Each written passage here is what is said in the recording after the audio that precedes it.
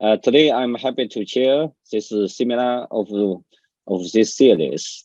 The present seminar will be given by Professor Tamura-san from Tohoku University of Japan, one of very activity scientist in our nuclear physics community, especially for famous hypernuclear research.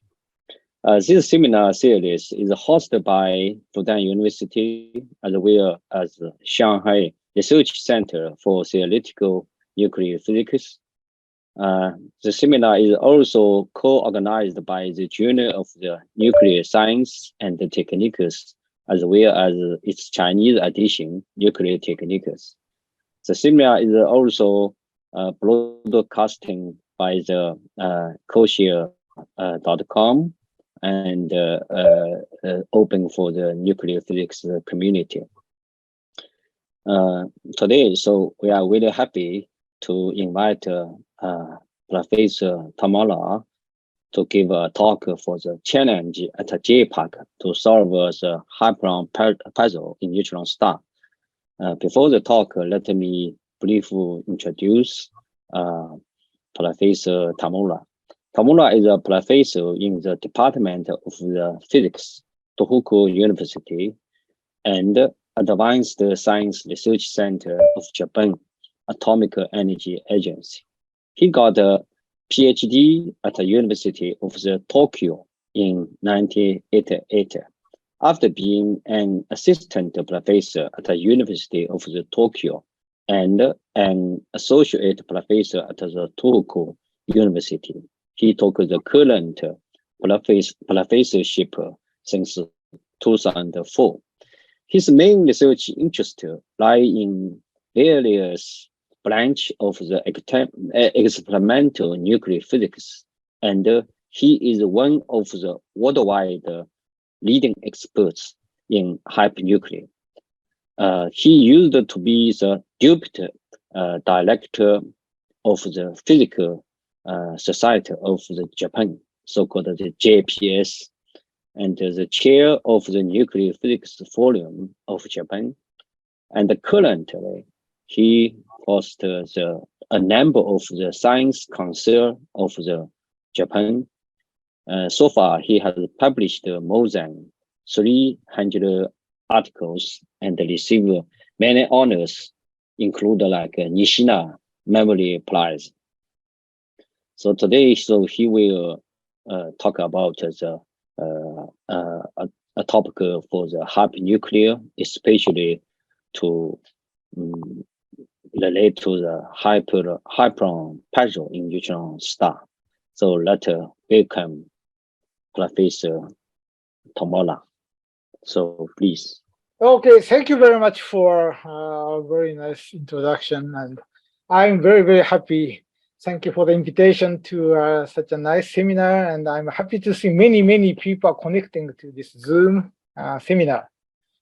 So today, I want to talk about our activity and our future plans for hypernuclear physics. And the main motivation is, as you can see here, the challenge to solve the hyperon puzzle in neutron stars. Okay, so I'm in Tohoku University, but also partly I'm working in JAEA, where the J-PARC is located. So in the beginning, as an introduction, I'll briefly talk about neutron stars and the hyperon puzzle. And then I'll show you the present status of studies of hypernuclear, hyperon interactions, particularly highlighting on our recent results. And then I want to talk about our plans to study lambda nucleon three-body force. That is very important to describe the neutron stars and solve the hyperon puzzle. Then in order to do that, we are planning a new project to extend this Hadron Facility. Oh, here is the Hadron Facility where we are doing experiment to extend this building and beamlines. So I want to mention a little bit about this project. So, as an introduction, of course, many of you, most of you know the mysteries of neutron stars. So we don't know what is inside of neutron stars, particularly the core of neutron stars. And the outer part is rather well known. There should be neutron-rich nuclei around the surface, and then at some part around the very surface part of the crust, there should be some kind of so-called pasta state of nuclei with the proton-neutron mixed nuclear matter and pure neutron matter mixed with the various shapes like the spaghetti or lasagna or something like that. But if we go to inner part with much more density, then almost pure neutron matter should exist around here. This is around the density of saturation density rho zero or twice of rho zero, around that. But if we go to a more inner part with higher density, then there should be various possibilities. But one of the most reasonable scenario is the appearance of hyperons like lambda or Xi hyperons and form such kind of hyperon matter or strange hadronic matter.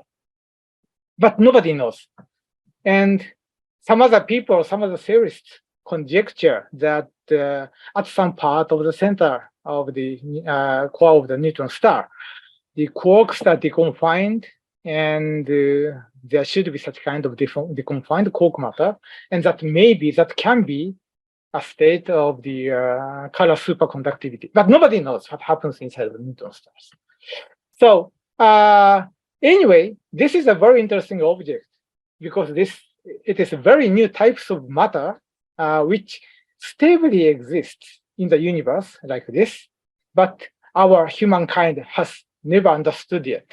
So as a physicist, we should understand it.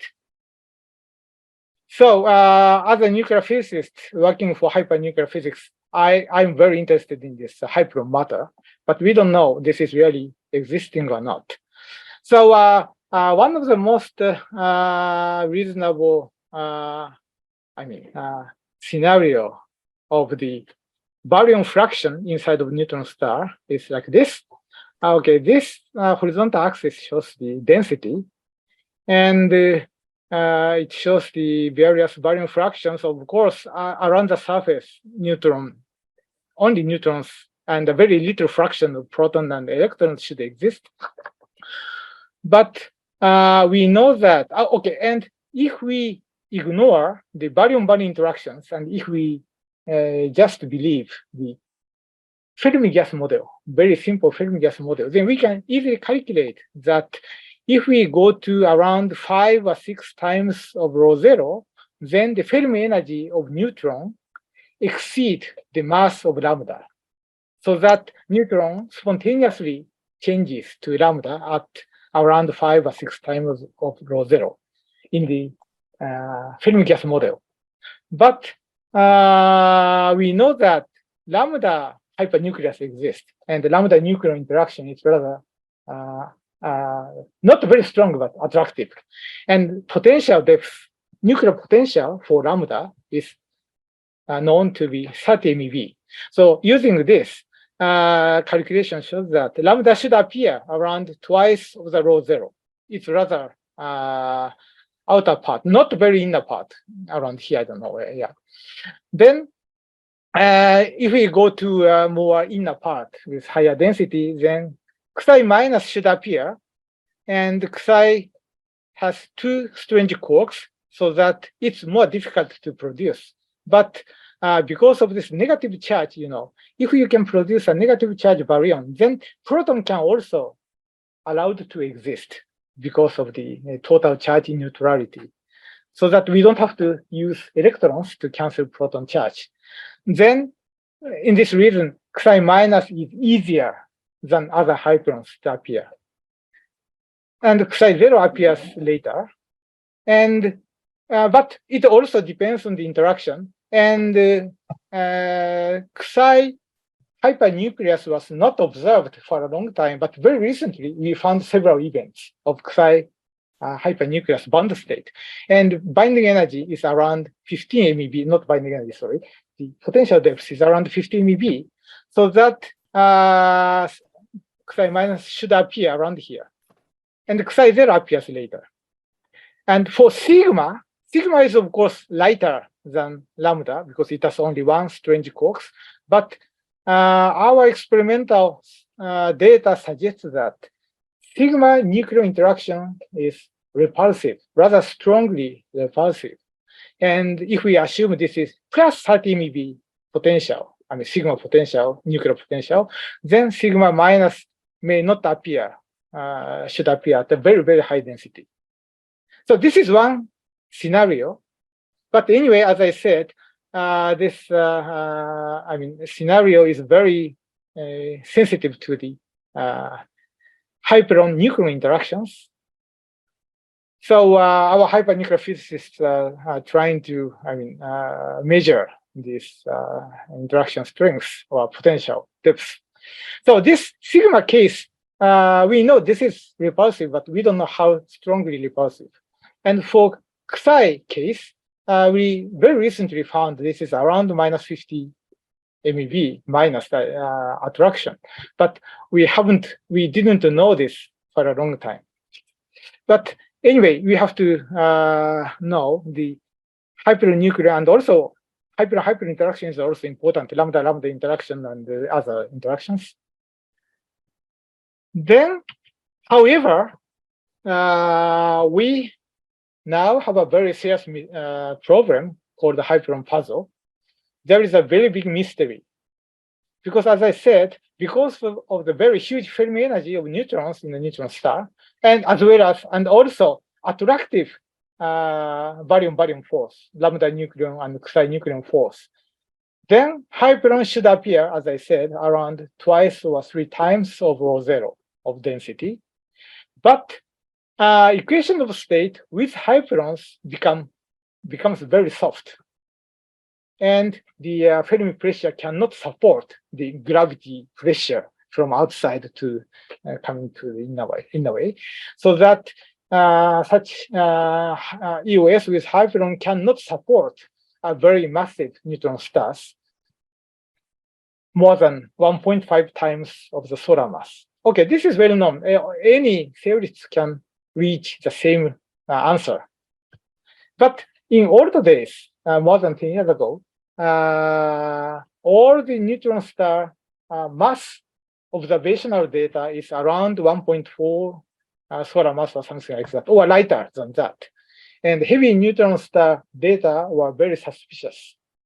However, in 2010, a very precise observation of the neutron star mass was reported with the around twice of the solar mass, a very heavy neutron star. And also after that, two more events were also observed. And all of these are very reliable by using general relativity. The data is really reliable.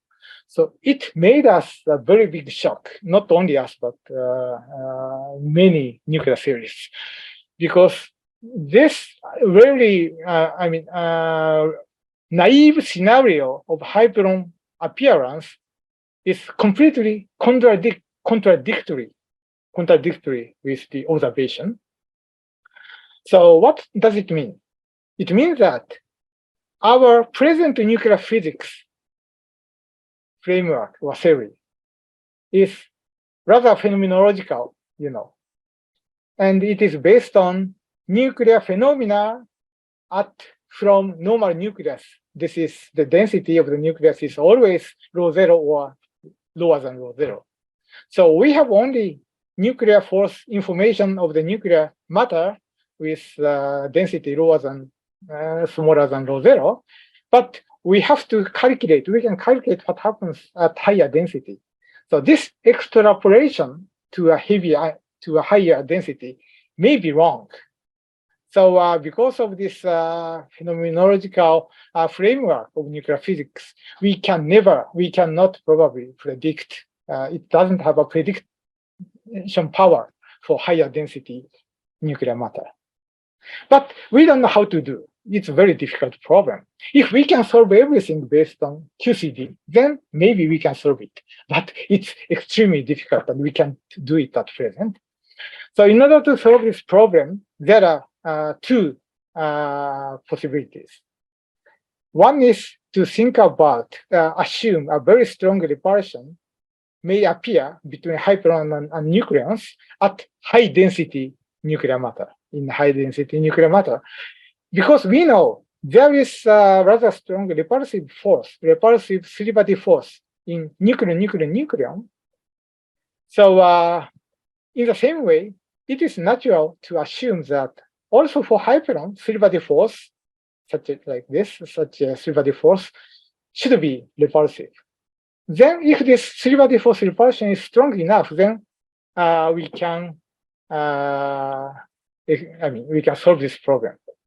So as you can see, this is so-called nuclear radius, neutron star radius and mass relationship, and each curve corresponds to each equation of state based on each nucleon or nucleon hyperon interaction. So if you change the interaction, then the curve is different. But anyway, this curve should cross this twice of the solar mass band, of course. So if we, as I said, if we include hyperons, then any calculation cannot reach above 1.5 times solar mass, like this curve. And these black ones, all of these black curves, ignoring hyperons from the beginning. But they assume some three-body repulsion between nucleon. So if we include such kind of three-body force repulsion, then maybe we can explain this, and we can also, agree. This scenario can agree with this hyperon appearance.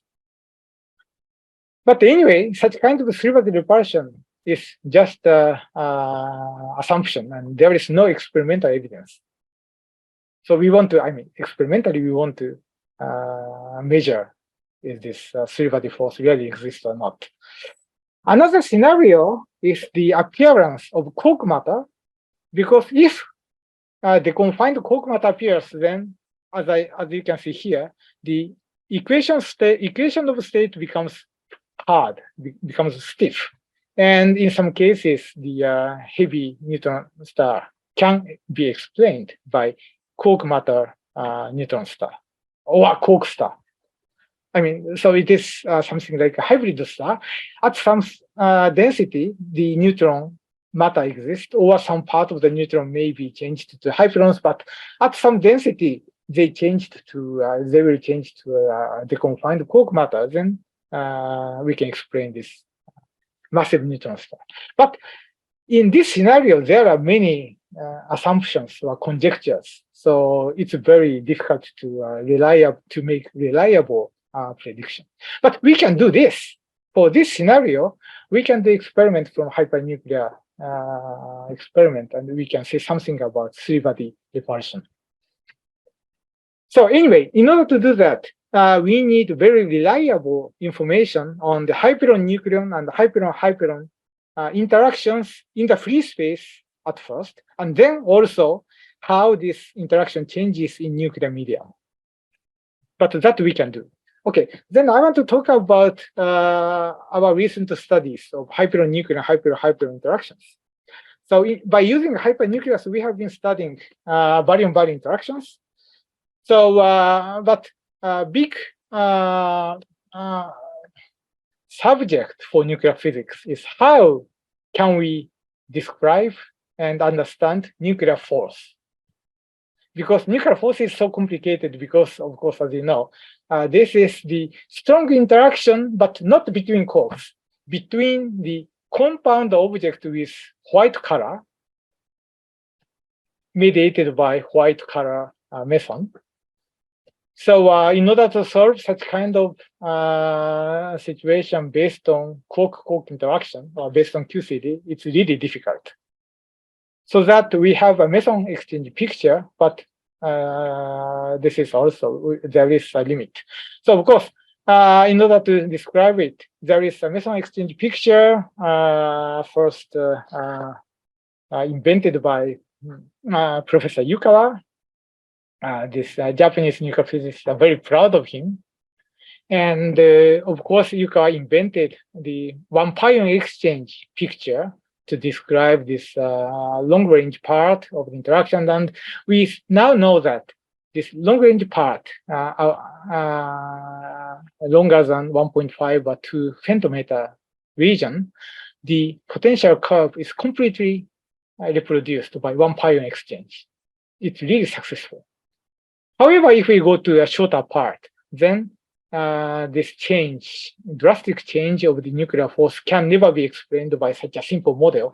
So many people are trying to include more mesons because there are many heavier mesons. And by putting more parameters, I mean the coupling constant between nucleons and each mesons, then we need many parameters, but we can describe this strong attraction and very strong repulsion in the repulsive core. So this is called one boson exchange model, and there are several Bohm model and Nijmegen model and so on. And also there is a more phenomenological model like AB18 and so on. And anyway, this model can anyway describe the nuclear force data very well, and we call it realistic nuclear force. And based on this interaction model, we can calculate nucleus by ab initio method. So it's very successful. So this force itself is okay, but this is very phenomenological. On the other hand, recently, the chiral effective field theory method is developed. And as you know, in this method, we believe in the one pion exchange. But other part is so complicated that we they just treat them as contact terms. But in a systematical way of the higher order diagrams, it can calculate the so-called 3-body force or 4-body force and so on, so that this has a possibility to, go beyond the nuclear saturation density rho zero. If we want to calculate what happens in the neutron stars at twice or 3 times of rho zero, then this theory seems to work well because of 3-body force and 4-body force systematically calculated. However, we needed to determine contact terms from experiment. So it's phenomenological. So on the other hand, if we want to see what happens in this short range part, here, the baryon radius is about 0.5 femtometer. So around here, the two baryons are completely overlapped. So we should, of course, calculate the interactions between quarks and quarks. But it's, of course, very difficult. However, there is a rather naive picture, a naive method of quark model, so-called quark cluster model. It takes into account the Pauli effect, Pauli exclusion principle between two quarks, as well as one gluon exchange only. Then it can rather qualitatively, but it can make rather good predictions. And finally, more recently, lattice QCD method has been very developed, and particularly how the QCD method developed in Japan has been very successful, and it can describe this potential shape from completely ab initio method based on QCD. It has only 3 or 4 parameters of the strong interaction coupling constant and up and down and strange quark mass. But of course, it needs a very, very huge computer power.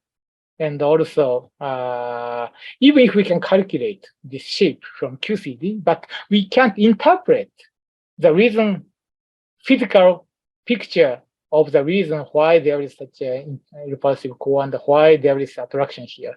So anyway, we need to combine with such kind of quark picture or such kind of meson exchange picture.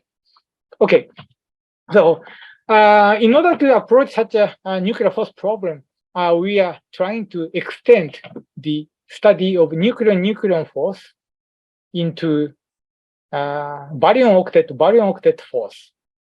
So by extending the nucleon force to baryon interactions, then naively we can classify the interactions into these different representations in the group theory. So here, the nuclear force, nucleon force with spin 1, this one, belongs to this 27th thread. And the other part of this interaction include hyperon-nuclear interactions and so on. And the other nucleon force, deuteron channel, triplet nucleon force comes here, 10 star. But the other multiplet, decaplet, or this octet, and also singlet, they are completely different from nuclear force. So we have to measure that. And then, according to a recent QCD, that is QCD calculations, then, for example, in this 10th plate, decaplet case, this one, looks like this. This is a case for, sigma plus proton with spin 1 channel.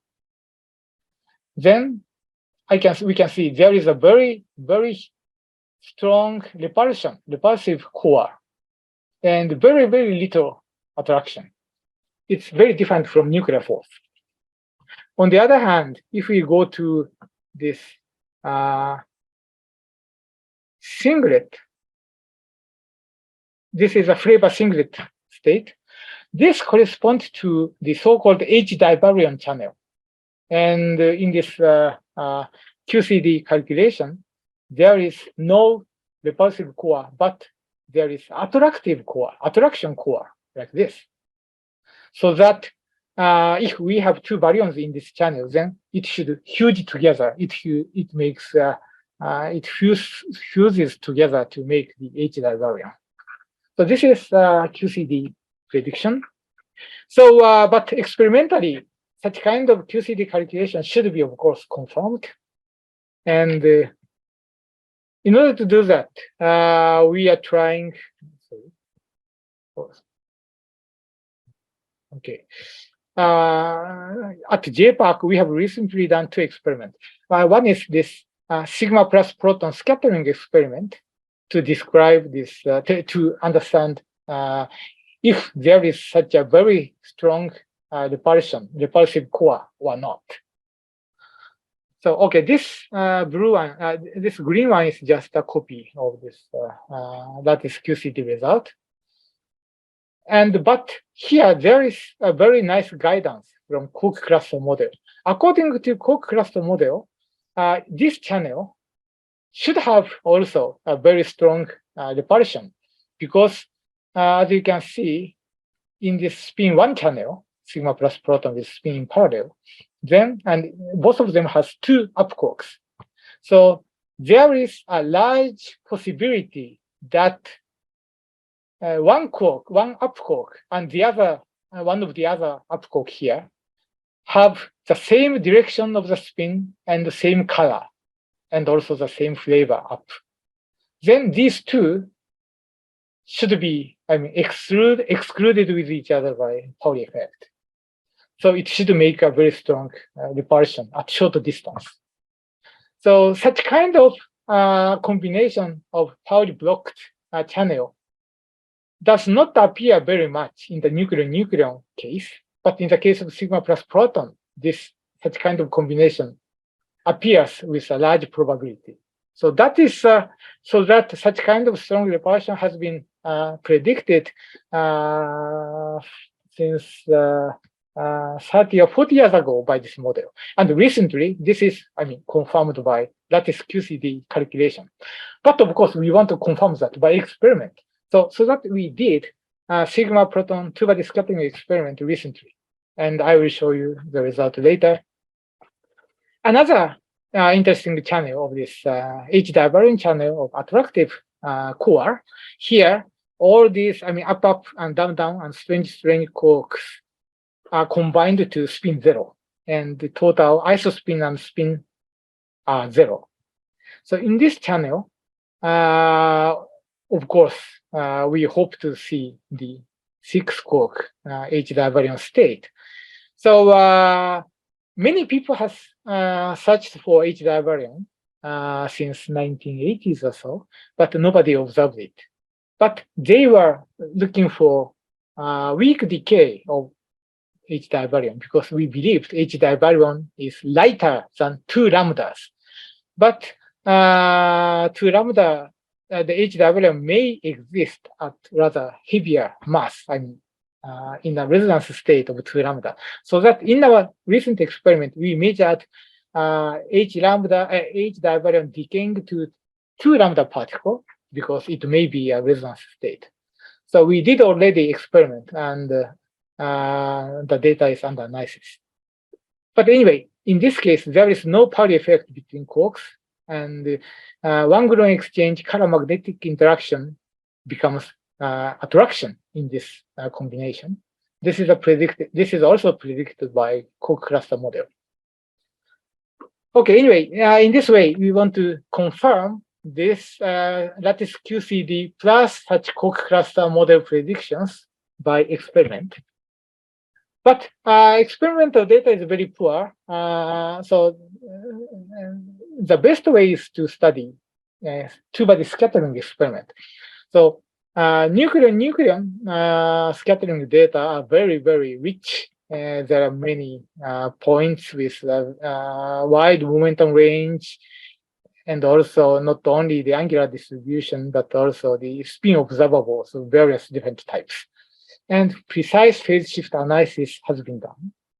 But in the case of hyperon-nucleon, the data are really poor, and most of them are measured by bubble chamber in 1960s.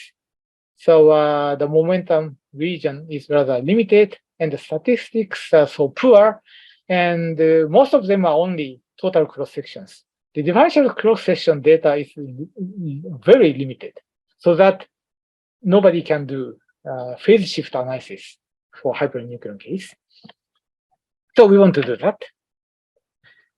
But rather recently, a very new approach, so-called femtoscopy, appeared from high energy heavy ion collision experiment in STAR and ALICE.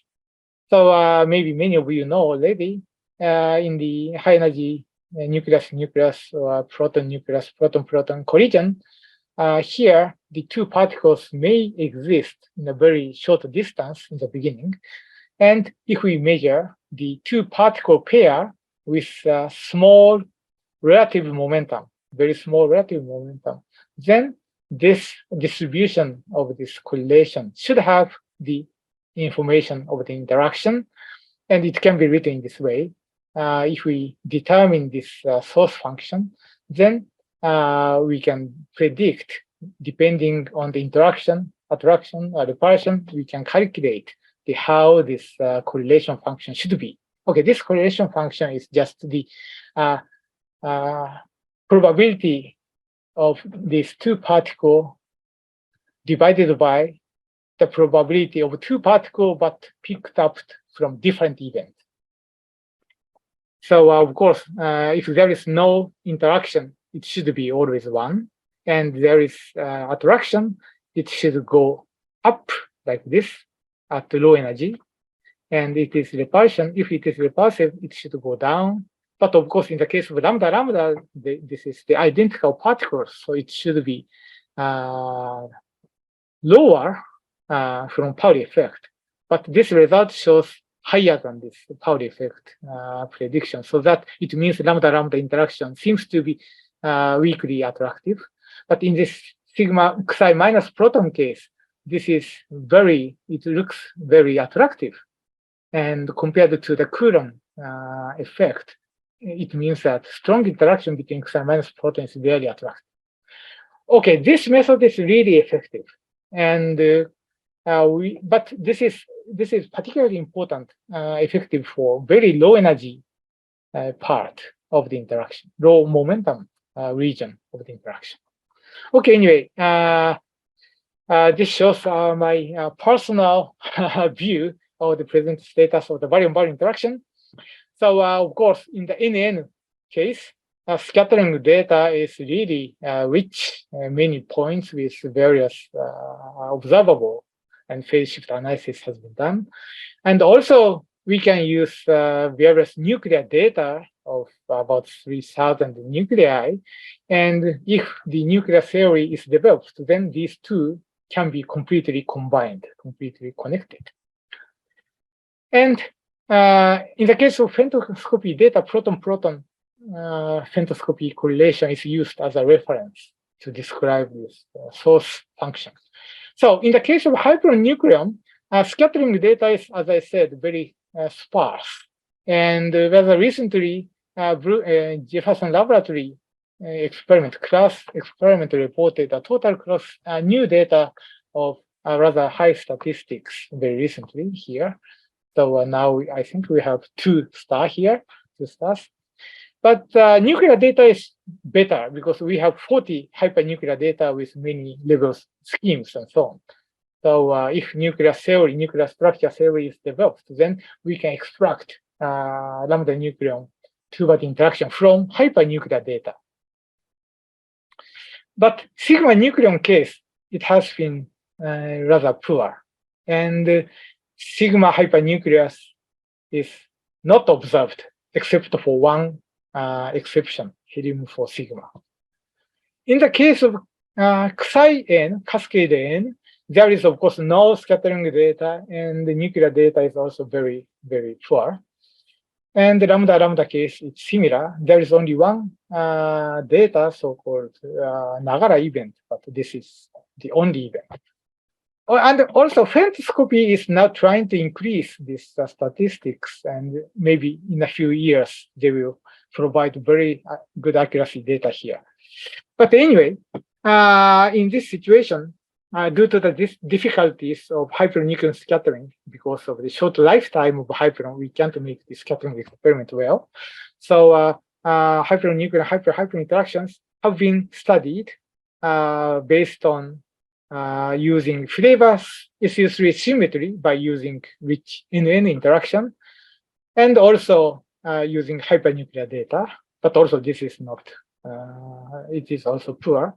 So this interaction model has been not accurate, or we can use it, but not reliable at all. Not at all, but not reliable, I think. So in order to study high density matter in neutron stars, such kind of YN or YY interactions should be studied, should be known, like NN interaction, very precisely. And also not only two-body data in the free space by scattering experiment, but also nuclear data is also important because, you know, interaction, barium-barium interaction may be changed, should be changed inside nuclear matter. And there should be nuclear density dependence. So for two-body interaction in free space, we need phase shift information. And also, as I said, femtoscopy data is powerful to determine the S-wave low energy part. But if you want to study a little bit higher energy, higher momentum part, and also P-wave interaction, we need two-body scattering experiment. So here, I want to show you our new data for sigma proton scattering and also Xi hypernucleus. So now I think the number of stars are increasing here and here. So one result is the sigma proton scattering experiment. So by using intense pion beam at the J-PARC and makes the pi plus k plus reaction to produce sigma plus or sigma minus from pi plus beam or pi minus beam like this. With this, then we can produce this kind of sigma, the momentum of sigma. Okay, pion beam is about 1 GeV over c. Yeah. Then we measured such kind of channel, sigma plus proton, elastic scattering, sigma minus proton, elastic scattering, and sigma minus proton going to lambda neutron, so-called conversion channel in elastic scattering. So in order to do this, we used liquid hydrogen target, very long one, and with this proton, we can produce sigma plus or sigma minus, and this sigma can scatter with a proton, another proton in the target. Then this proton is knocked out and detected by this detector, and also decay of sigma is also detected by this detector. So for this detector is made of cylindrical scintillating fibers made of 5,000 fibers. Each of the fiber is read out by silicon PM. So this detector is very fast compared to the wire chambers. So by using, and together with a very fast DAQ system, by using, okay, this one is not a very large one like this, but it is really fast. So that if we, by using the 10 megahertz, 20 mega pion per second, we can, measure such kind of reactions one by one. Okay, and the proton energy is measured by this BGO scintillator here.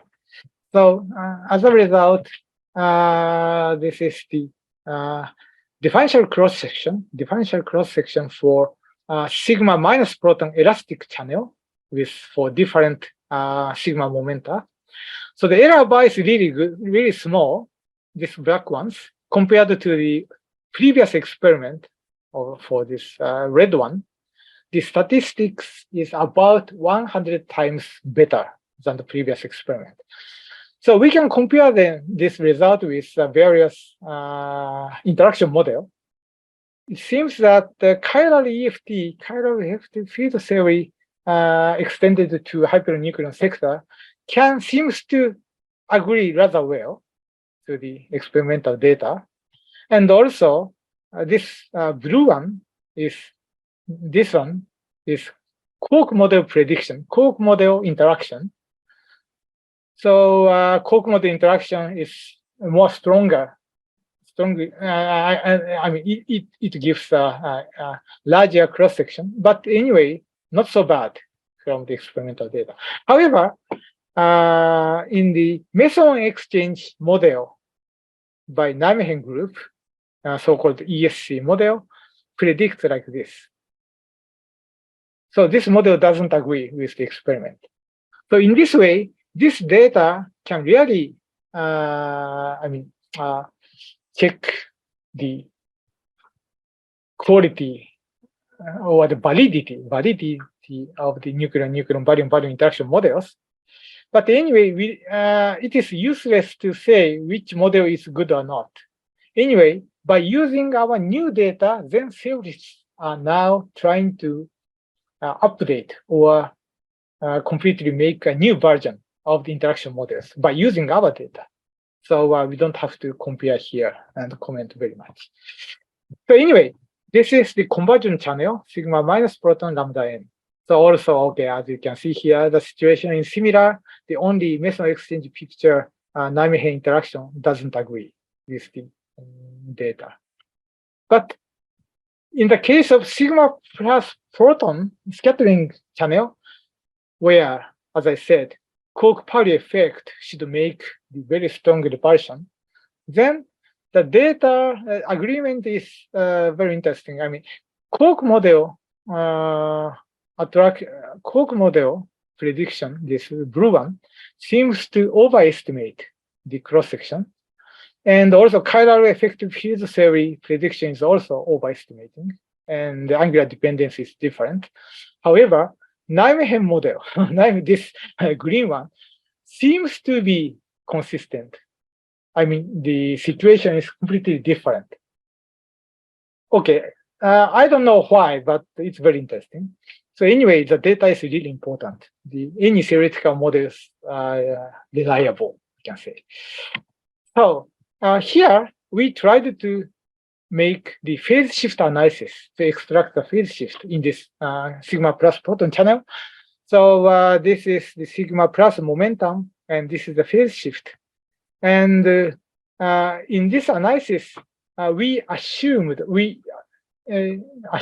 two parameters: triplet sigma p channel phase shift and p wave singlet. And another important channel, singlet S channel, is unknown, but this belongs to the 27th plate. So it should be the same or similar to the proton-proton spin 0 channel. So that we can just assume this sigma proton spin 1 channel is the same as the proton-proton phase shift. Predicted by meson exchange picture based on proton-proton scattering. So in this way, by using this only two parameters, we got this result. But of course, from the cross section, we can get only the magnitude of the phase shift, so that we have two possibilities: attractive part and repulsive part. But we already know from experimental hypernuclear data that sigma nucleon interaction should be strongly repulsive. We don't know how strongly repulsive, but anyway, sigma nucleon interaction is when we take average of spin isospin, in the nuclear matter, sigma feels repulsive force. And in this channel is isospin 3/2 and spin 1. So compared to other channels, this has a very large weight because we are measuring sigma p. In the hypernucleus, sigma nucleon interaction is completely spin isospin averaged.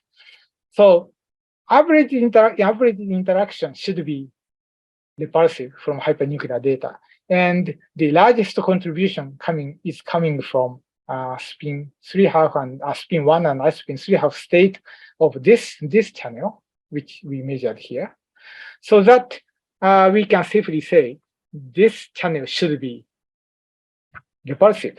So that's why we reject this solution, and this is our result.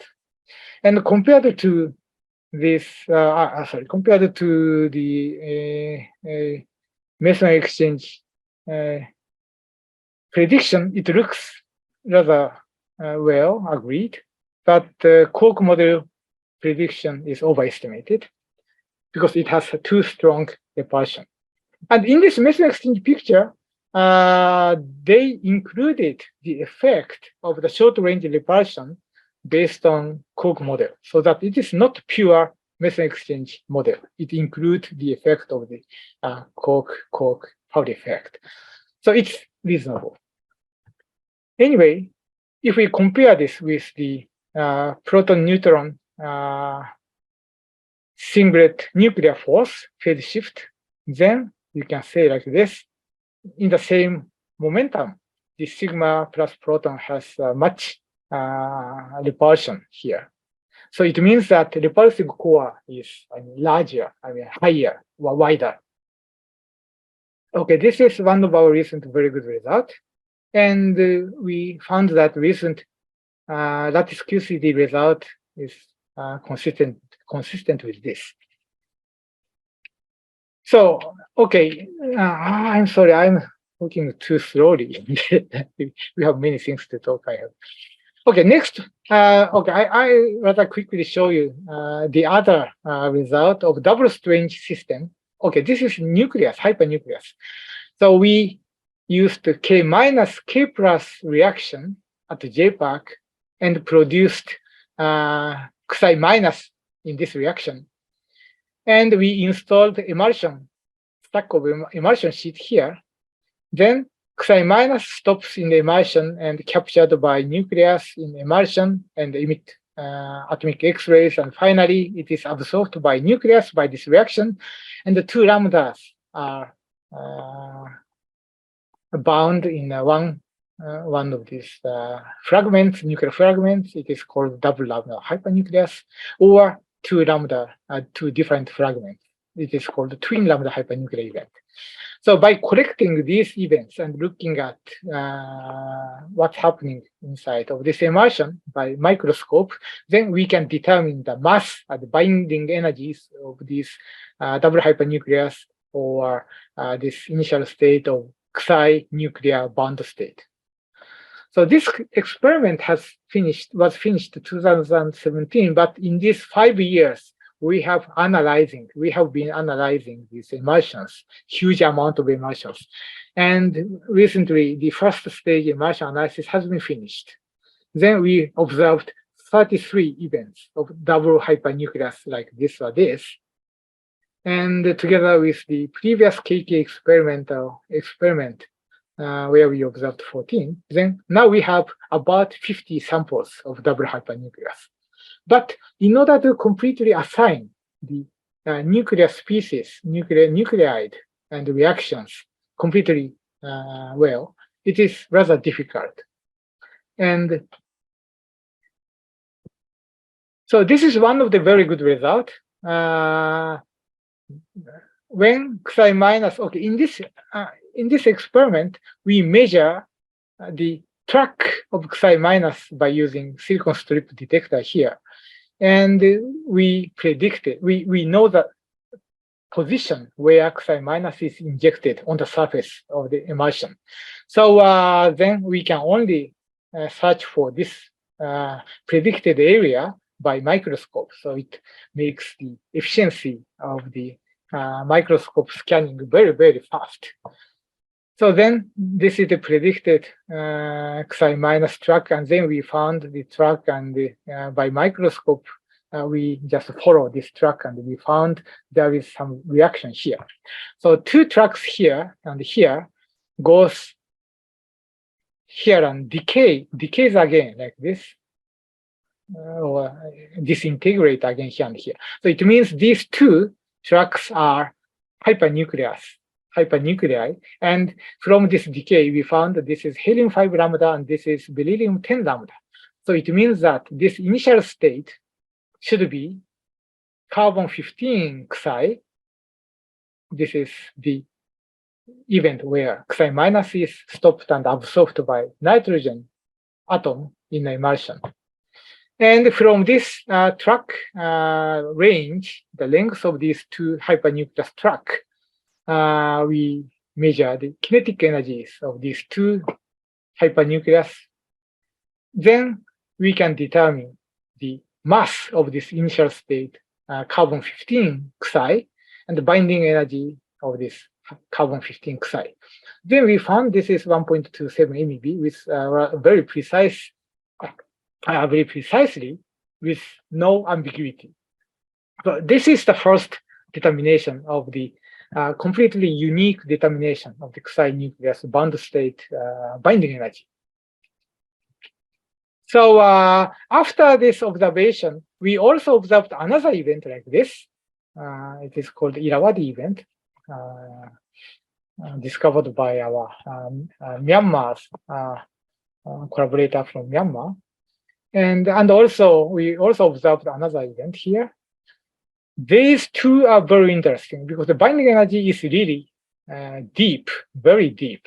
So this is a summary of the result of the binding energies, and it shows that the previous event, this event called Ibuki event,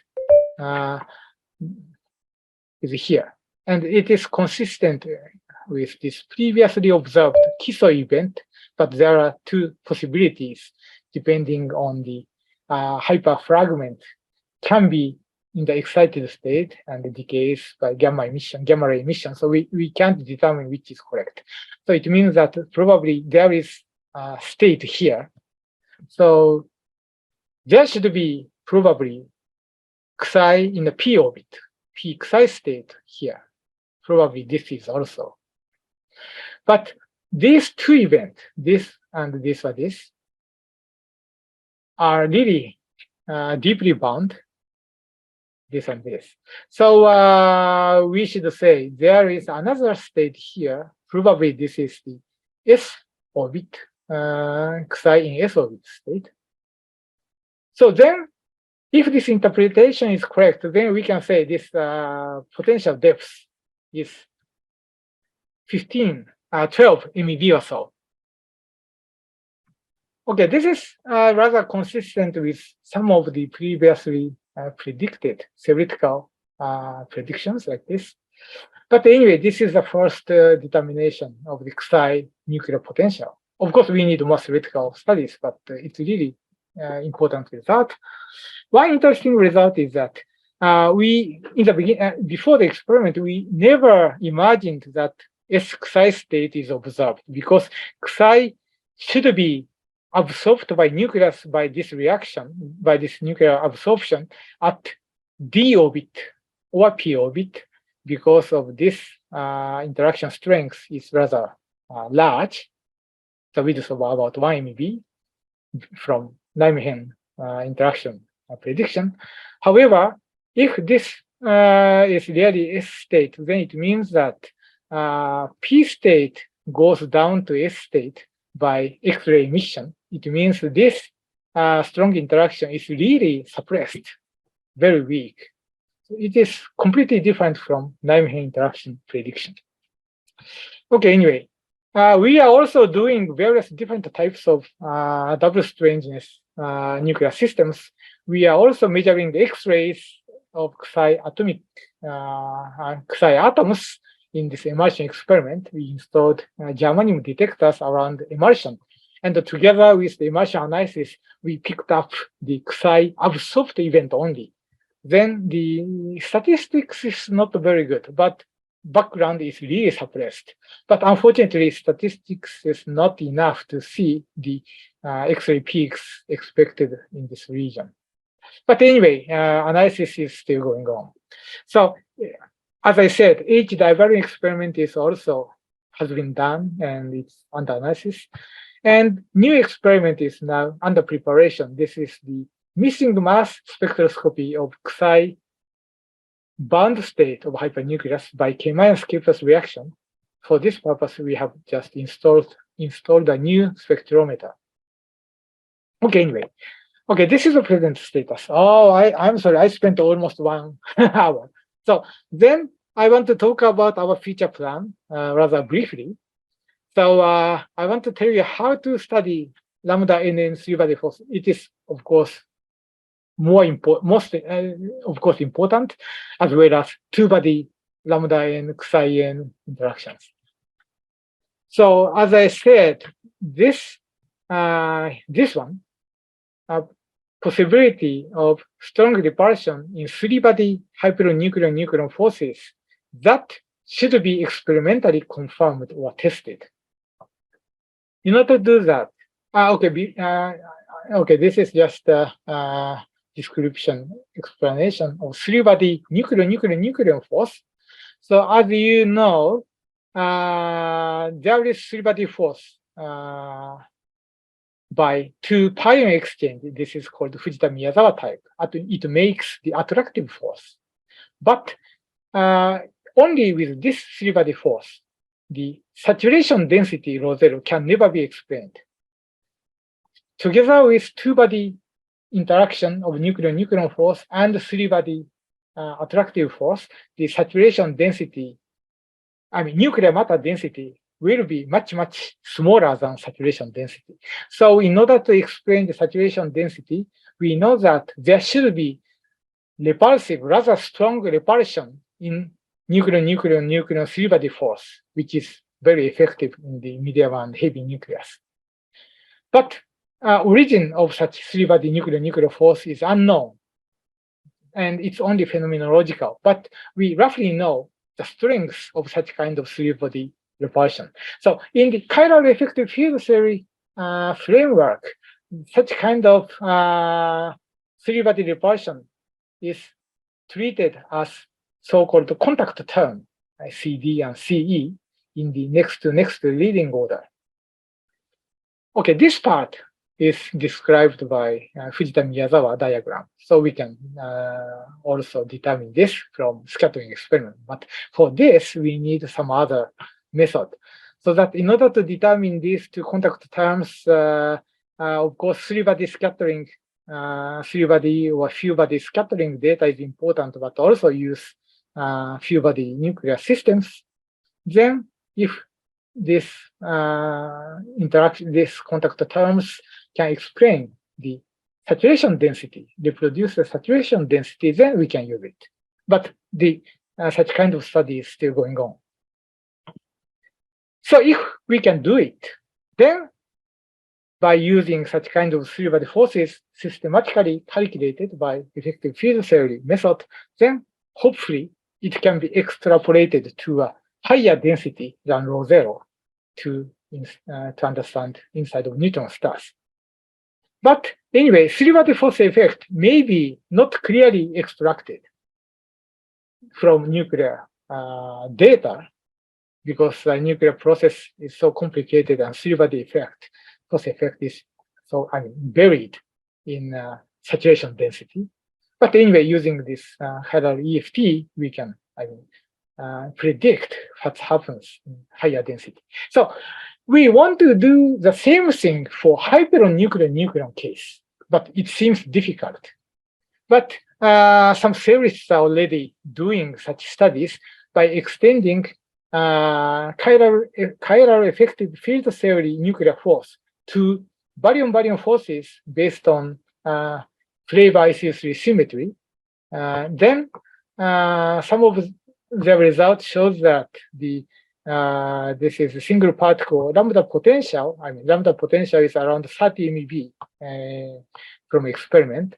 But if we go to heavier density, higher density, including three-body force, the repulsion goes up like this and more repulsive, according to their model of the extended chiral EFT force. But nobody knows this interaction is correct or not. But they are using some, of course, as I said, in order to determine the three-body force, we need contact terms, but contact terms can never be extracted from experimental data. So they assumed some kind of approximation to determine the three-body force. So then from using this, by using this equation of state, then they can say, they said that chemical potential of neutrons goes up, but lambda chemical potential also goes up, and it doesn't cross here. So it means that lambda cannot appear, doesn't appear inside the neutron stars, even if it goes up and up higher density. So this is one prediction based on this interaction. So if it is correct, then hyperon puzzle has been already solved. But of course, this interaction is just assumption. So we need experimental data to know how strong is this three-body force. So in order to do that, we found a very interesting theoretical calculation by Yamamoto-san and Tomuraiken. They started from two-body YN interaction, NN and YN interaction of Nijmegen interaction, so-called ESG model. Then, of course, the maximum mass of neutron star should be 1.5 solar mass. And if we ignore, if we reject hyperon appearance, then, sorry, this one. And if they include three-body repulsion, NNN repulsion, then, of course, they can reproduce the twice of the solar mass massive neutron star. But if they include hyperon-nucleon, then the maximum mass will be about 1.5, so it's not enough. But if they assume the YNN three-body repulsion also exists, and nobody knows this size, so that they assumed the NNN three-body repulsion and YNN and YYY three-body repulsions are all the same. They call it universal three-body force. Then they predicted this curve and observational heavy neutron star can be reproduced. So with these different models of interaction, they also calculated hypernuclear binding energies. So this means from such data of, this is the case of yttrium-89 lambda, and we observed several peaks of lambda single particle orbits.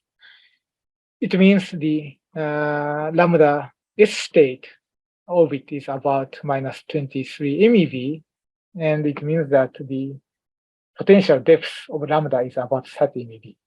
So such kind of data exists, but the accuracy is not very good. But by plotting this data, we can get such kind of figure as a function of the mass number of hypernucleus. Okay, this is lead, and this is lantern, and yttrium, and vanadium, and so on. And these circle points are data points. And this is the vertical axis is lambda binding energy. So this interaction called MPA using the universal repulsive three-body force, then it seems the experimental data is reproduced like this red curve. But without this, by using this ESC interaction only, then the binding energy B lambda becomes like this black dashed curve. So there is not very large, but difference between these two curves. I mean, the slope as a function of mass number is different. It is because if we go to heavier nucleus, then the density is roughly, all the nucleus density is roughly rho zero, but slightly different if you go to lead compared to carbon. The average density is higher in lead compared to carbon. So that lambda, the density which lambda particle feels inside the nucleus is really different. So by using this density difference in different nucleus, and also density difference in different orbit, S orbit, P orbit, D orbit, the density is different for lambda particle. Then we can see such kind of difference effect of the three-body force from hypernuclear data. Okay, in this way, we can get information of the density dependence of lambda n interaction or lambda n three-body force effect from hypernuclear binding energies if we measure the hypernuclear binding energies very precisely, much less than 1 MeV resolution precision. So maybe we need 0.1 MeV accuracy to discuss such kind of tiny effect, but we can do that. Okay, so okay, this is essentially the same slide, but here I want to say lambda is distinguishable from other nucleons inside the nucleus, and the Pauli effect doesn't work to lambda in the nucleus. So lambda particle is completely special in the nuclear matter. In the case of nucleon case, three-body force effect or density dependence is not easily extracted from nuclear data. But in the case of lambda nucleon force, density dependence or lambda nucleon three-body force effect can be extracted by comparing with different nucleus, as I said, with different average density or different orbits of lambda, where lambda is rotating at a different density region of nucleus. So in this way, okay, this is our old data for lead 208, and as you can see, peaks are so broad because there are many peaks here inside, and determination of the single particle orbit energy is rather difficult. So we have 1 MeV, about 1 MeV error bar. So we have to improve this accuracy of the determination. Then we hope to measure. We found we can measure this lambda hypernuclear spectrum with 0.4 MeV resolution, one order better resolution, so that the accuracy of the peak position will be 0.1 MeV or better. So in this way, okay, this is another calculation, but if we use various different types of interaction, the curve should be different, and we can get information of the three-body force. But here we have to, you have to say the two-body interaction is also not very accurately determined. So in order to do such kind of play, we needed to at first determine two-body lambda n interaction in the free space. Then we can get information of the three-body force. So we need both experiments, such kind of high-resolution hypernuclear experiment, and also lambda-nucleon two-body scattering experiment. So it's something wrong. Something. Okay, it is. Sorry, the animation is wrong, but okay, I have to show you all of this. Okay. Okay, sorry. Anyway, I have to stop soon. I will stop in a few pages. Sorry. Sorry, the computer is very slow.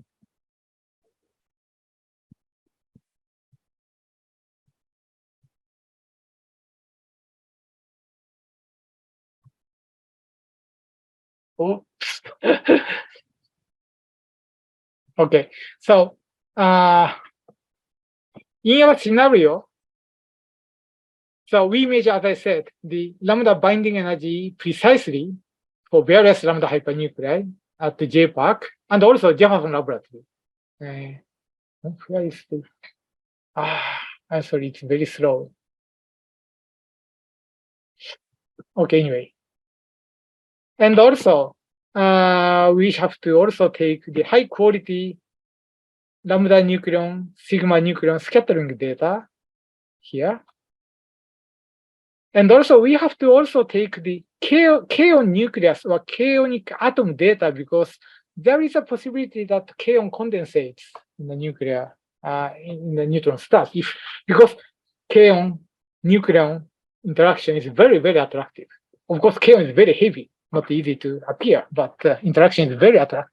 So we should also measure kaon nucleus systems. And also, we should also use the information of the femtoscopy. Yeah. Maybe I have to, sorry. This.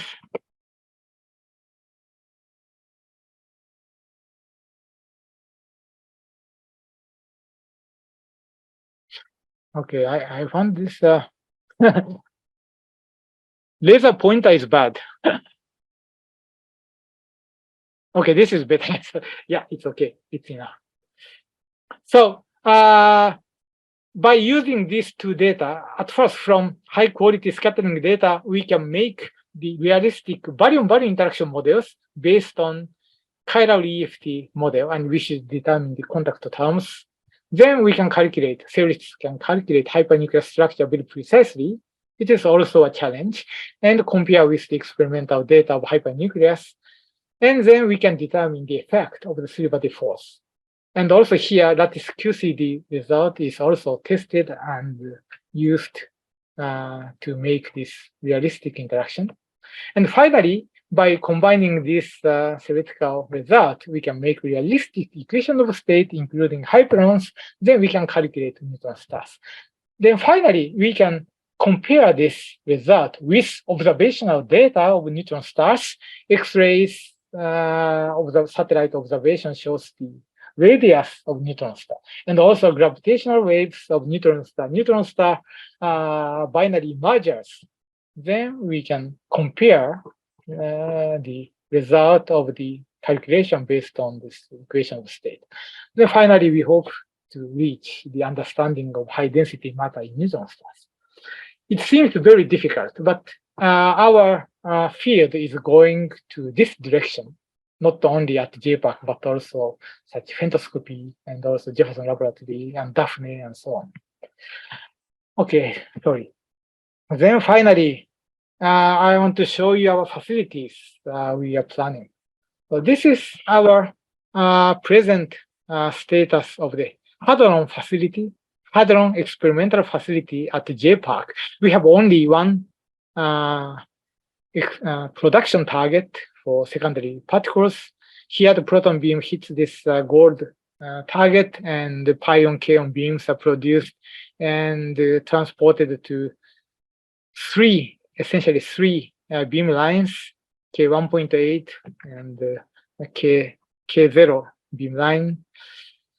There is another beam line for primary proton here.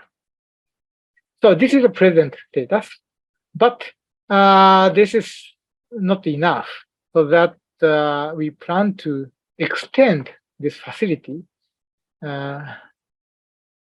into a twice larger area and install another production target here. So this is the extended part. So this T2 makes, again, okay, proton, after penetrating this target, about a half of the proton goes down to the beam dump. So we can also use this remaining survived protons here. And we have new beam line, high intensity, high resolution beam line for hypernuclear precise spectroscopy. And also K1.1 beam line for low energy kaon beam here. It doesn't appear, yes. So for these two are used for our experiment for hypernucleus and lambda proton scattering. So, and also in this plan, we are also constructing high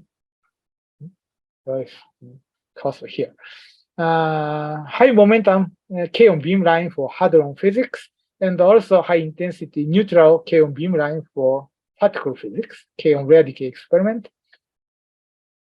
Then, and also this beam line will be updated to high momentum pion beam line. So in this way, compared together with the existing beam lines, now number of beam lines will be more than doubled, and then we can do various new experiments. So performance will be more than doubled. And particularly for our purpose, we use this and this beam line. So this high intensity, high resolution beam line is used for precise spectroscopy of hypernuclei by using high resolution pion beam. And also by using low energy kaon beam, very intense kaon beam, we can study lambda proton scattering very precisely. So finally, I just want to show you this high intensity, high resolution beam line. Okay, this is the conventional beam line which we are using now for Xi, hypernucleus, and so on. So here the kaon and the pion comes this way, and we have a spectrometer here. That the maximum pion intensity is about 2 times 10 to the 7th per spill beam cycle. But this intensity is limited by detectors, because in order to, okay, this is a second beam line, so we have to measure the beam momentum one by one by using detectors in the beam line and fibers and wire chambers, but this is a limit by detectors. And resolution of the beam is about 1/1000. So the hypernucleus mass resolution is about 2 MeV. But in our new beam line, we adopt the momentum dispersion matching method. Okay, this method is used for some beam lines in LAMP and RCNP and RIBF in Japan. So essentially, we don't have to measure the pion beam position one by one, but it is focused at different position according to the momentum at the target. And finally, this is analyzed again. Okay, this is kaon, analyzed again. And only by measuring the position at the focal plane, then we can measure the energy loss at the target.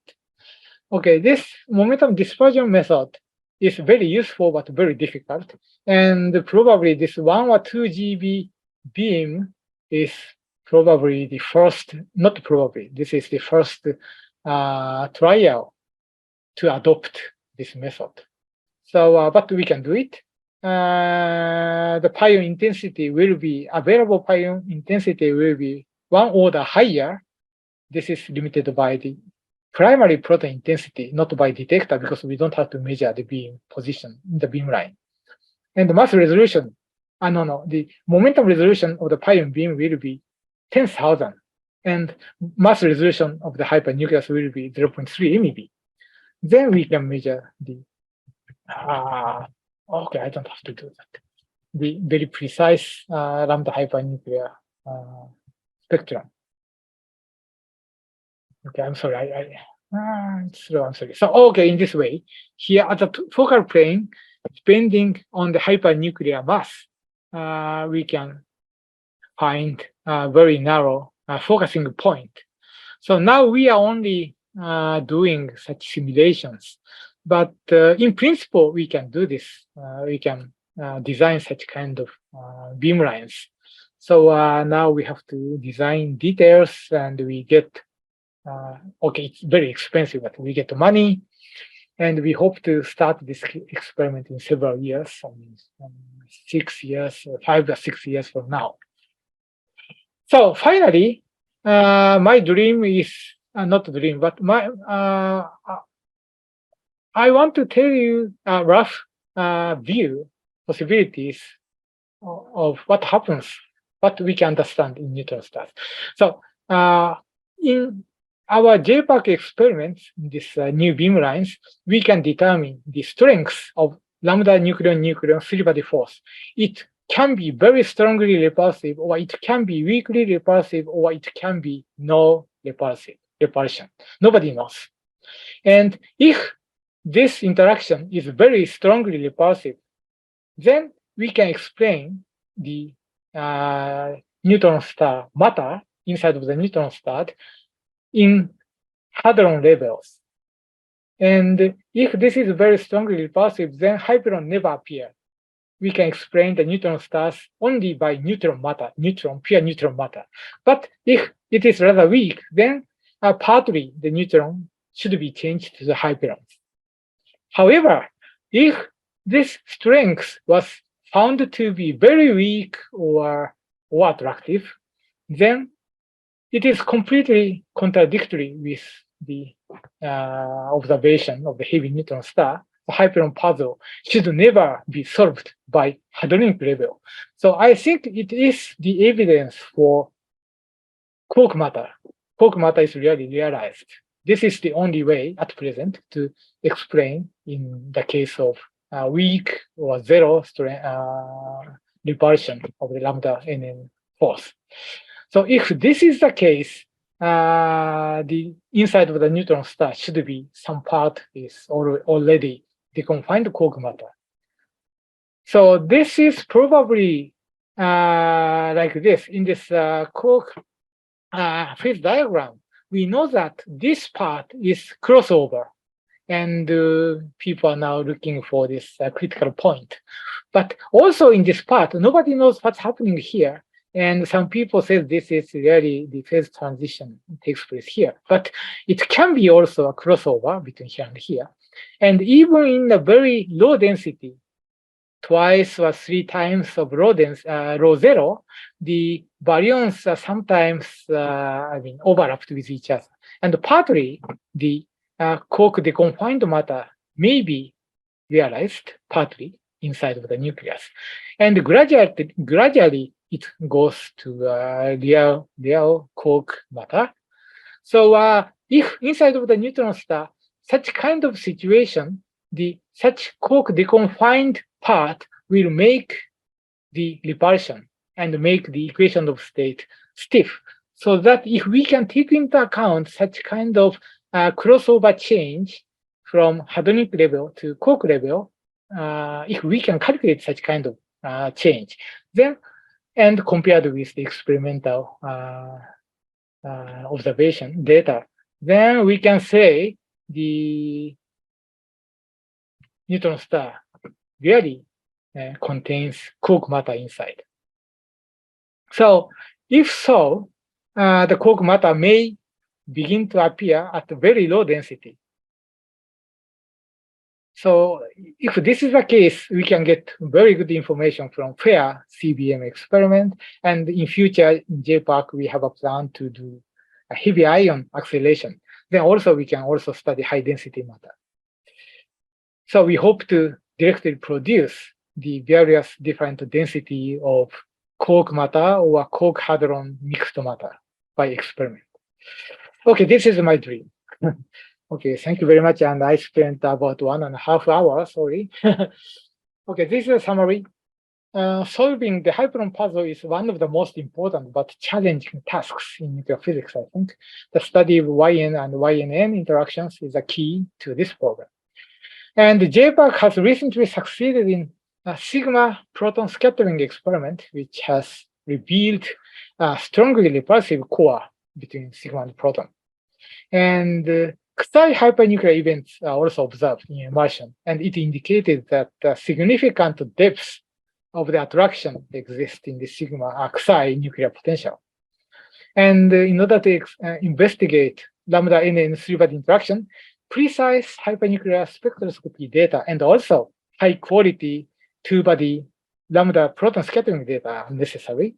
So for this purpose, for this experiment, we are now pushing forward a new project. So we should construct new beamlines, HIHR and K1.1 at the extended J-PARC Hadron Facility. So in this extension project, now it has a very high priority in KEK and also in the government. So we expect this extension project will be funded rather soon, in a year, 2 years or so on. I can't promise, but I hope so. Okay, thank you very much for listening for a long time. That's all. Okay, so thank you, Professor Tamura-san. Yeah, it's a really very nice talk. And in this talk, so he firstly gave a very clean introduction of the hyperon puzzle. And then he gave some example in the J-PARC measurement. And finally, he gave a roadmap to solve the hyperon puzzle, especially for their effect in the J-PARC new extension program. So now maybe there are some questions from the audience. So if you have a question, just open your microphone and ask your question. Hi, Professor Tamura. I'm Kaito. May I ask a question? So if the lambda NN interaction, the three-body interaction is repulsive, yeah. Would that affect the hypertriton binding energy? Because the hypertriton is so small, right? Yeah, thank you very much. It's a very good point. Yes. I didn't talk today, but as you know, hypertriton binding energy has a puzzle. Hypertriton lambda NN system, the lifetime and the binding energy seems to be not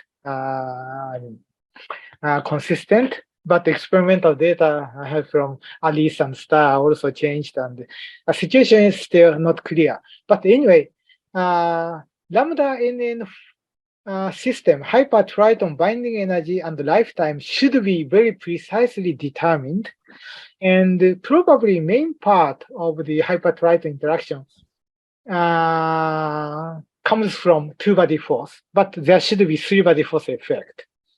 And if we compare the binding energy of helium-4 lambda, 4-body hypernucleus, and 5-body helium-5 lambda hypernucleus, then because for such kind of light hypernuclei, very precise ab initio calculation is possible. So that through this very precise data and of initial calculation, we can say something about repulsive part of the three-body force. Yeah, it's also very important. I didn't tell you today, but we already have a plan to do that, but it's difficult, you know. Okay, so precise measurement of the binding energies of the hypertriton and the heavier hypernucleons would be could provide constraints on the lambda and the three-body interactions. Right? Okay, thank you for your nice. Yeah, thank you for nice question. Yes, and also there is another problem of sigma lambda coupling. So inside of the nucleus, lambda nucleon going to sigma nucleon for some time, and it is mixed. This effect is also unknown. So we should also solve this coupling strength from such huge body hypernuclear data. Yeah, Tamura-san. So in J-PARC now, of course, double challenging is hypernuclear is also quite difficult to produce. But anyway, you have already discovered double hypernuclear. So yes. it is a potential in the future, even for the like three strangeness hypernuclear. Is it possible? Yeah, we hope to do it in future. Not now, but yeah. So in order to make three strange quarks, we need higher momentum of k-on. So k minus k plus k reaction or something like that. So in order to do that, we use this K10 beamline. So one of the purpose of this K10 high momentum k-on beamline, it is mass separated beamline for up to 10 GB over C. Then by using 3 or 5 GB over C k-on, then we can produce omega minus, then or chi and lambda. Then we hope to produce triple strange nucleus, but we haven't estimated the cross section and so on. Of course, the cross section may be very small, of course, but we have a dream. Sure. Finally, we want to do that here. Yes. Okay. So now, so the area with the later curve. So I mean, the budget is already there, or maybe just in the concept phase. Yeah, you mean the budget? Okay. So yeah. Yeah. So we are just requesting a budget now, and yes. So we have been requested this project for about 10 years, long time from nuclear physics community in Japan.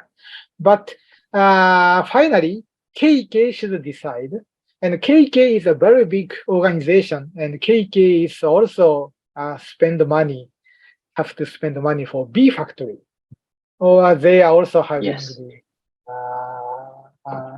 synchrotron radiation source. And also, they are also joining the LHC experiment, high energy experiment, and so on.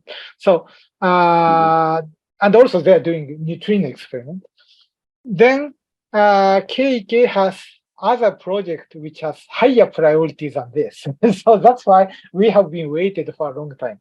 But now, last year, this year, the beginning of this year, KK made so-called program implementation plan, new plan for some kind of roadmap. And in this roadmap, this project was selected as the top priority project in KK, top priority, rather than other accelerator project. It means that KK has using so much money, and KK is always requesting money to the government. So now this project has the highest priority inside KK. So it means that KK will surely request money to the government, officially request. Then the government usually approve it, usually. Mhm. But the problem is the cost. That's good. Yeah, it's about $2 million, and $2 million is not too expensive before, but now, as you know, the Japanese financial economical situation is very good, and also the Japanese yen is cheaper than before, so that Yes. government may not have enough money to build it. This is the biggest problem. So maybe it can be approved, but we have to wait 1 or 2 or 3 years longer than expected. Mhm. We hope we can do it. Okay. Yes, but in the longest case, yes, so I don't know. Okay. Good. Hello, Professor. Yeah. So Can hopefully, Hi. yes. Go on. Sure, thank you. So I'm wondering, with related to your talk on the hyper-N interaction, I'm wondering, do you or does the J-PARC have any plan to study nucleon 5-meson interaction, still nucleon SS bar? So, Sorry. nucleon 5-meson, nucleon SS bar. Nucleon 5? Yes. Yes, since there are several measurements on nucleon 5 interaction, but debate remains. So I'm wondering, is there any possibility or advantages to perform measurement on nucleon 5-meson interaction in J-PARC? Yeah. Okay, thank you very much. Yeah, this is very important. So, as you may know, in this, so we are already running in this high momentum primary proton beamline. We produce phi meson inside the nucleus in order to see the phi meson mass change inside the nucleus. Right. Restoration of the chiral symmetry. So this experiment is to see this chiral symmetry restoration, but of course, this is related to phi nucleus interaction, of course. And there is some other experimental proposals to look at phi nucleus bound state. But at present, this is not approved, I think. After this experiment, maybe such phi nucleus bound state search will be done. I will share. I see. Yeah, thank you. It's also very interesting, very important measurement, I think. I see. Great. Thank you. Okay, Tamura-san, thank you very much for your very thank you for interesting talk. A few times ago, Professor Tanaka proposed some kind of heavy ion ionization based on J-PARC. How that is agreeable among your colleagues, or how could you comment for this proposal? Okay, I'm also one of the members who are strongly pushing this project. And so this hadron extension is, of course, most important. We have been requesting for a long time. But now it seems to be likely to be approved. Then the next request is the heavy ion acceleration. And so we have started various design work, but of course, the money is also a problem. We also need, again, $2 million or so. So in order to, not 2 million, 200, I'm sorry, 200 million. 200 million. 200 million. 200 million. So this is also 200 million again, So as you may hear from Tanaka-san, we are planning to use old small synchrotron, which was used at KK, to move here as an injector. And if we can make the superconducting LINAC, we need 50 million yen or so. Then we can, anyway, accelerate heavy ions and extract it to this high P beamline, and we can do the experiment. This scenario is now going little by little forward. But in order to get 50 million yen, it's also not very easy. We are now negotiating many people. Yeah. But now for physics, many people are now understanding the significant importance of the heavy ion experiment because of this neutron star problem. So it may take a little bit more time, but anyway, this project is in a very high priority in Japanese nuclear physics community. So we are now appealing this to high energy particle physics people or the headquarters of KJ and the JEA. It's still going on. The negotiation is still going on. Okay, thank you. Okay, so any questions? Hello. Hello. Can you hear me? Yes. Hello, Professor Tamura. Thank you for your presentation. I think it's very nice. So you talked about you are going to search for more quasi-hypernucleus in the experiment. So I wonder what is the latest quasi-hypernuclear? Lattice calculation? No. What is the latest quasi-hypernuclear? For example, what you have found is quasi-carbon 15, yes. right? Yes. So what's the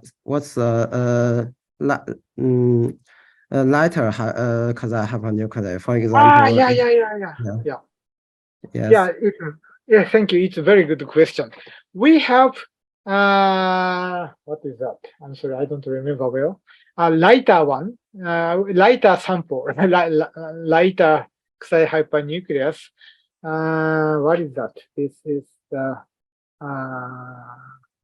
beryllium 10, boron 10 xi, or beryllium 10 xi. Okay.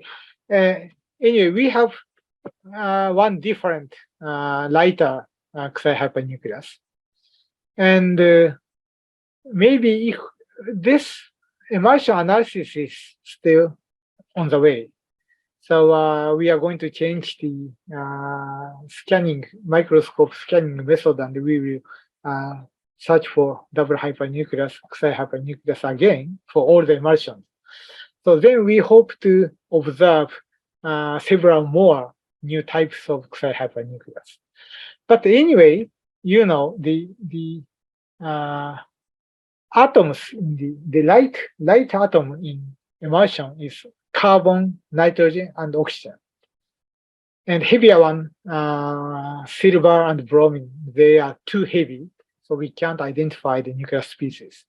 But in the case of oxygen absorption or nitrogen absorption or carbon absorption, we hope we can, in many cases, we can identify the species of quasi-hypernucleus. So maybe in our future analysis, we can observe some more, including lighter one of quasi-hypernucleus. But at present, I don't know why, but carbon 15 xi were observed many times, at least 1, 2, 3, 4, 5. Yeah. So it's very strange. And others are not observed so many. Yeah. But anyway, we hope to see more in future. And also another experiment is going on. So this is, sorry, I don't have transparency, but this K-K+ reaction experiment. So this is not the immersion experiment. Just from missing mass of K-K+ momentum, we can see the spectrum, like lambda hypernucleus, the peaks of psi hypernucleus. And the beryllium-12 lambda will be studied in detail soon. And also after that, we will change the target to lithium-7. Lithium-7. Then we can see, not lithium, this is hydrogen-7, hydrogen H7 Xi hypernucleus. So, and this is very light Xi hypernucleus, and theoretically, this should be bound and produced with a high cross-section. So we will also observe that in 1 or 2 years, maybe in 1 year or so. Yeah, this is more important. Hydrogen-7 sigma, Xi. Okay, thank you for your question. Oh, okay. Oh, thank you. Okay. Okay, so if questions, so let's thank Tamura-san again for his wonderful talk, and also thank all the participants for your listening to the talk and discussion. So then let's thank you very much. Maybe meet thank you very much for listening. In person. I hope to see you in. I think next. Yeah. So now, did you China? Did you open your country? In China? Yeah. Can I go? Yes, now it's open. From yesterday, I think maybe. Oh, that's very good. Yeah. Yeah. So now. Also, you can also now. Yes, I think the next year should be no problem. I see. In international conference and as a visitor. Yes. Okay. So welcome you to visit our university. Yeah. Okay. I see. Okay. Yeah, I want to go to China. So, okay. You can also. Yeah, welcome you. Okay. Yeah, thank you very much. Thank you. See you, Tamura. Thank you very much. Yeah. See you. Bye bye. Bye bye. Thank you very much. Bye.